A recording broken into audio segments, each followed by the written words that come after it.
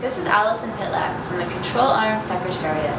I'm here at the negotiations of the Arms Trade Treaty, taking place throughout July at the United Nations. We've just finished the second of 4 weeks, and the pace is already picking up.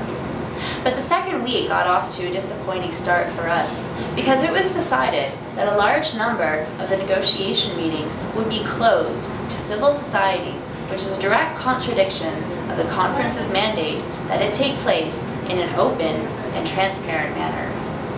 Throughout the week, governments were discussing a new discussion paper that the president of the conference put out 10 days ago.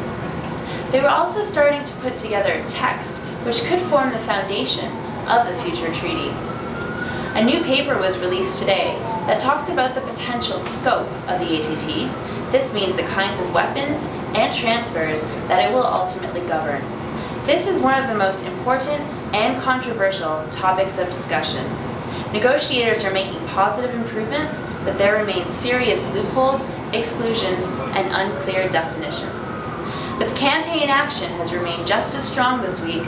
Control Arms members were visibly active.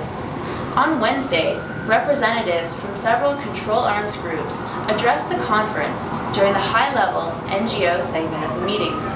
Each person brought a different perspective to consider, but they all made it clear that human rights, development, and many other of our core calls must be included in the ATT for it to achieve its humanitarian objectives. On Thursday, we made it clear that an ATT without specific gender-based violence criteria is simply not bulletproof.